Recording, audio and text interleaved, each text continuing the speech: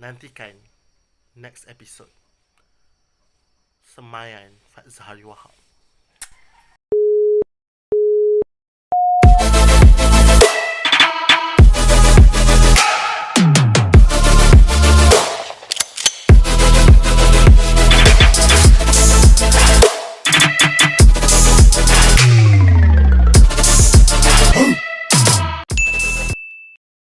Assalamualaikum, salam Malaysia Raya guys. Bersama Fatsi Punggol Aurora, Fat Zahari Wahab di pagi yang ceria lagi di malam ini. So hari ni hari kedua kita program recovery mental dan fizikal kita. So hari ni pagi-pagi lagi kita dah bangun. Pagi dah sangat bangun. Bangun dah pagi dah tadi, cuma noning. So sekarang ni kita nak buat kita punya sarapan. First I minum, nampak tak? Vitamin C daripada Sebayon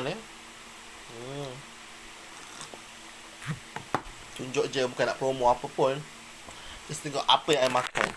So lepas tu I nak buat, pagi ni kita nak buat smoothie pisang. So kita ada kat sini chocolate from No Gula, Belgian chocolate 100%, rendah kalori. And then kita ada fiber mix. So kita nak mix semua ni. So kita nak buat chocolate banana shakes. Bagusnya pisang ni, untuk pengetahuan semua, pisang ni bagus untuk masalah saraf sebab dia mengandungi magnesium yang bagus. So dia antara makanan yang bagus lah, yang mempunyai kadar magnesium yang baik lah. Gitu. So kita akan buat kita punya shake untuk pagi yang nirmala lagi, suci kudus mulus ini. Saya dengan ini ingin menunjukkan cara saya membuat shake ni. Saya bukan nak buat protein shake sebab protein shake tu orang bina badan, tak tahu lah betul ke tak. So saya buat ni untuk oatmeal shake lah kira, untuk proses recovery mental dan fizikal. Okay, let's go. 2 very boring minutes later. Lot of... Okay, now kita akan masukkan air. Kita nak masukkan kita punya barang-barang. Kita masukkan kita air. So hari ini adalah hari kedua misi recovery mental dan fizikal Fat Zahari Wahab ya.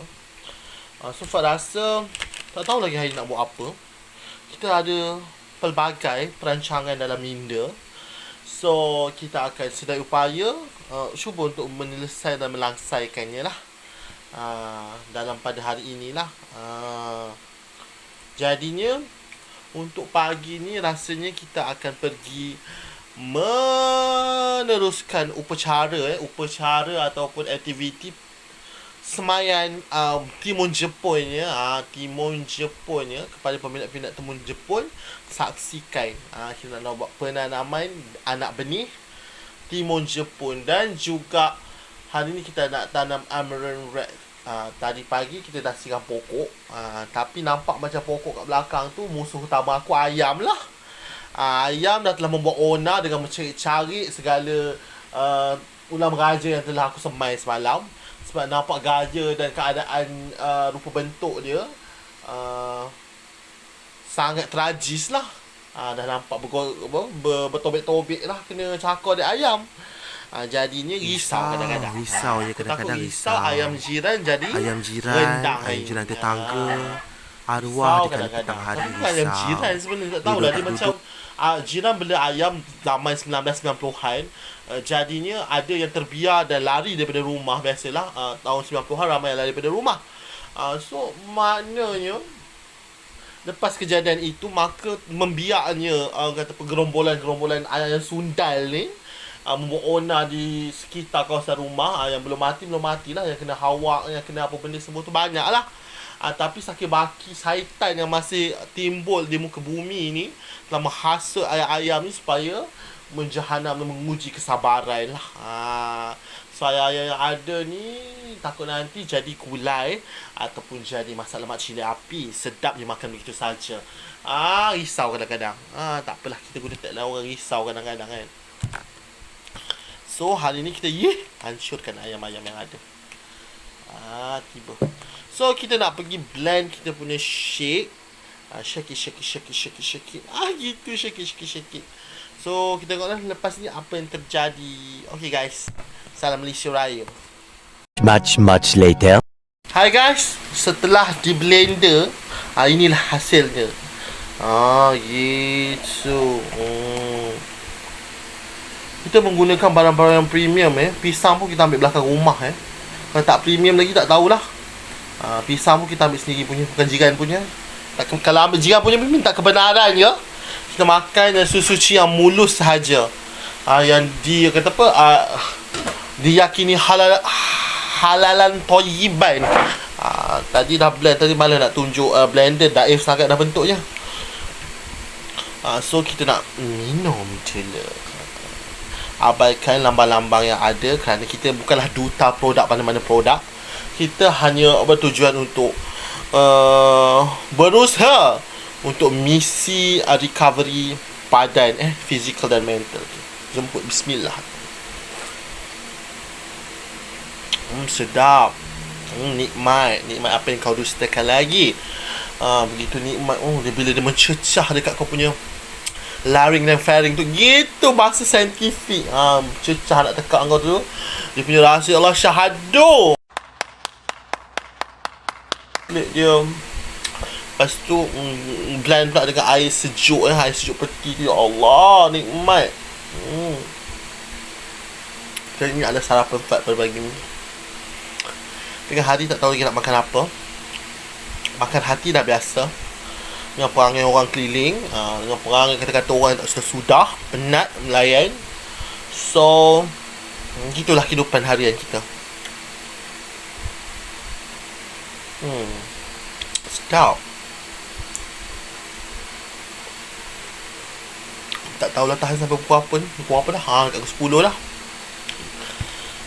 Semalam kita last makan pukul sebelum pukul 7. Sebelum pukul 7 kita last makan. So hari ni dah dekat pukul 10 lah. So kita dah berpuasa lebih kurang 15 jam. Tapi I tak buat IF I just lambat sarapan tu je. Maaf.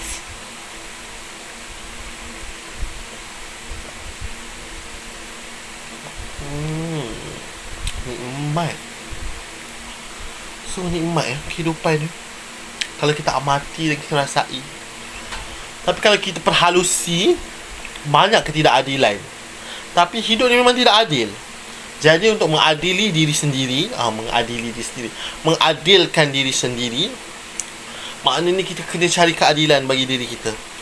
Sebagai contoh, minum shake coklat banana pagi-pagi, love, cinta, suka. Ditemani hijau-hijau pohon di belakang rumah, semak-samun yang tak sempat ditebas, buah-buah yang berjatuhan, yang membusuk lalu dikurung terbuai. Begitulah kehidupan di kampung. Kepada kau yang pemalas untuk membantai tu lampak kerat, mesakap sama lah dengan seorang ni. Kita tim half rajin atau half je rajin. Kalau datang rajin lah, kalau datang pemalas, supaya udah sawa lah bersarang dengan bilik kau. Takut betul.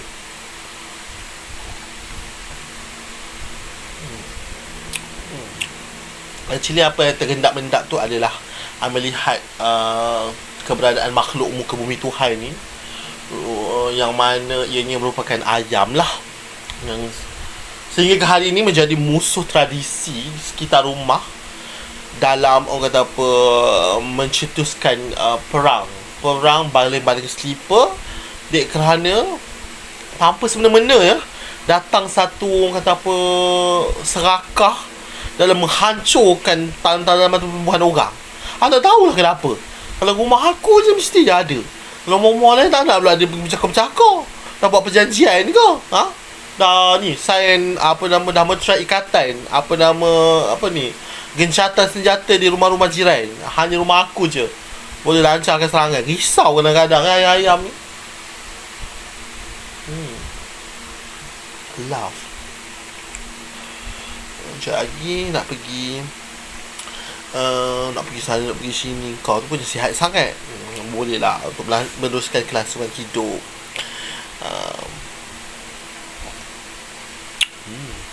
Sedap. Nak bebel apa lagi ya? So, topik kita pada hari ini adalah melihat di luar jendela dan mengamati keamatan cahaya. Tiba keamatan cahaya. Kita mengamati keindahan ciptaan Tuhan ya.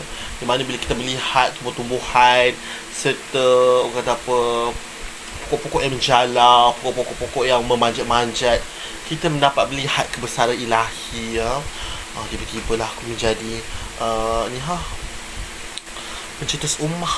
Tiba takut kadang-kadang pencetus ummah. Bercerita tentang pencetus ummah, tahulah kan. Banyak sangat isu-isu pencetus ummah sekarang ni. Tak tahulah nak kata yang mana betul, yang mana salah. Tuhan je yang mengetahuinya kan. Kita serah segala-galanya pada Allah SWT. Tapi nya, yang aku tak faham, asal kes liwat, asal kes rogol je, ahli motivasi. Dah kenapa? Sangat-sangat ke apa? Tak faham lah. Kau nak pergi motivasi je lah. Kalau kau rasa kau sangat-sangat, pergilah cari orang lain. Kau rembat kau punya student motivasi tu lah. Kenapa?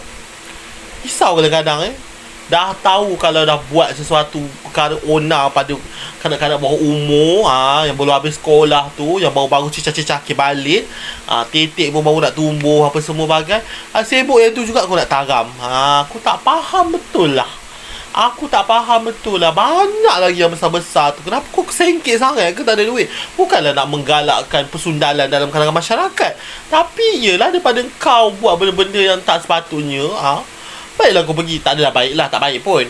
Kau pergilah cari yang berbayar kan. Tak faham aku. Ni sibuk nak pergi rogol. Kenapa murah, free ke apa? Lepas tu kau merengkuk lah dalam penjara. Kena tahanan reman, kena pukul sesuai dengan muka kau. Risau kadang-kadang itulah tak faham. Kalau nak buat baik, buat benda-benda baik. Kata nak buat benda baik tu, terpulang lah kan. Tapi masalahnya kau berselindung di sebalik kebaikan. Kau Kaabah sangat bila depan orang, tapi bila belakang orang, kau lah segala raja iblisnya. Ifrit lalu sebelah kau pun angkat sembah-sembah mayam. Takut. Iblis takut Ifrit takut lalu sebelah kau. Hakikatnya bila depan halaman, kau lah ketua bidadari sorga, ketua malaikat. Bila belakang Ifrit lalu sembah mak ayam, takut bergetar hari-hari. Tak hari-hari, risau kadang-kadang kan. Itulah kata apa, sekadar nasihat je lah. Katakan kita sebagai orang yang mengamalkan kata ajaran agama, membawa imej keagamaan, membawa imej kata apa, agama yang suci ni, perlulah kita menjaga adab-adab dan tertib kita ya. Bukan apa, engkau yang memilih jalan untuk kata apa, membawa satu nuansa, satu keadaan orang memandang tinggi pada engkau. Engkau yang memilih jalan tu. Maksudnya bila kau belajar ilmu agama, ya penting, ilmu agama ni penting untuk semua orang, untuk belajar, untuk lihat. Tapi bila engkau telah memilih untuk bahasa mudahnya berdakwah secara terang-terangan lah kan. Maksudnya kau ni dikenali sebagai ahli agamawan dan sebagainya. Abang kata uci fikida tu, Ustaz Adam, masuk sok khabar kena takak basah. Bukanlah apa kan. Kau tu orang-orang agamawan, buatlah cara-cara orang agamawan. Tak payahlah nak kata apa, bukanlah tak payah, maksudnya tunjukkan sisi-sisi kebaikan kau tu. Memanglah kau tunjuk, tapi kau kena bendung sisi-sisi keburukan kau tu sebenarnya. Tapi biasalah dalam kehidupan ni, segala mana Allah tuntut aib kita, memang kita tahu banyak je aib. Kalau cerita saku punya aib, segala buka pekun di dada lah. Tapi masalahnya kau yang memegang tahta ataupun membawa imej orang-orang beragama ni, perlulah sentiasa kata apa, berwaspada dan berhati-hati. Fitnah di mana-mana di akhir zaman ni. Tiba bercakap pasal akhir zaman, takut. Fitnah di mana-mana di akhir zaman ni. Jadi kau jagalah perlakuan tu.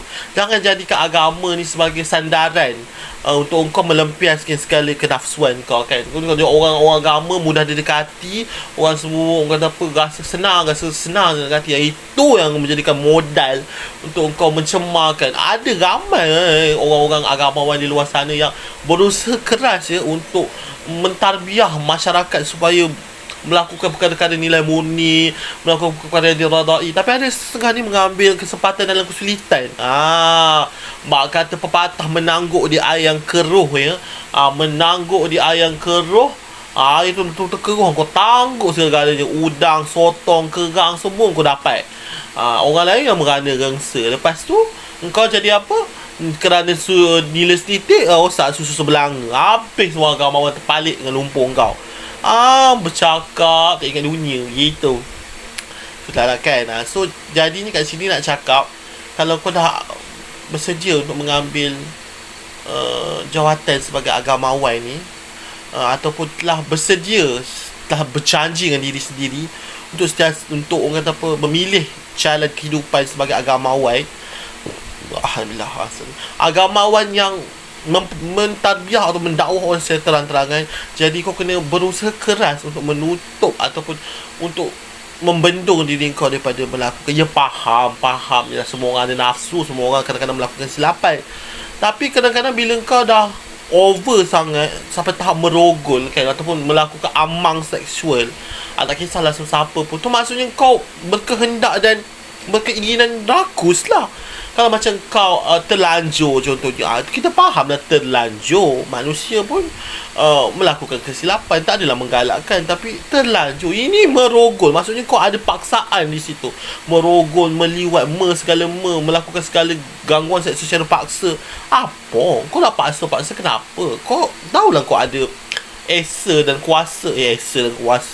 Kau ada kekuatan untuk melakukan hal yang demikian, tapi berpada-pada lah kan. Maksudnya macam jaga imej. Tak nak jaga imej sendiri, imej agama, keluarga, masyarakat dan negara. Bila dah termalu macam ni, mulalah orang sangsi nak percaya siapa, agamawan ke sajat. Tiba naik nama sajat, bukanlah apa, sebagai contoh lah, atau orang-orang yang dilabelkan sebagai orang-orang yang sering melakukan perkara negatif, tapi orang pandang look up sekarang sebabnya bercakap pakai otak. Yang bodoh-bodoh angsa ni, yang kata agama-agamawan, maaf cakap lah kan, agama-agamawan yang bercakap pumpang hadis tak lekang daripada mulut, ayat Quran tak lekang daripada mulut, tiba-tiba kau kiok, takut juga kadang-kadang, risau. Jadi menjadi kesangsian, menjadi orang kata apa, kekeliruan, menjadi bukan syakwa sangka, menjadi kegusaran masyarakat setempat, masyarakat syarwa jagat untuk mempercayai golongan-golongan agamawan ni.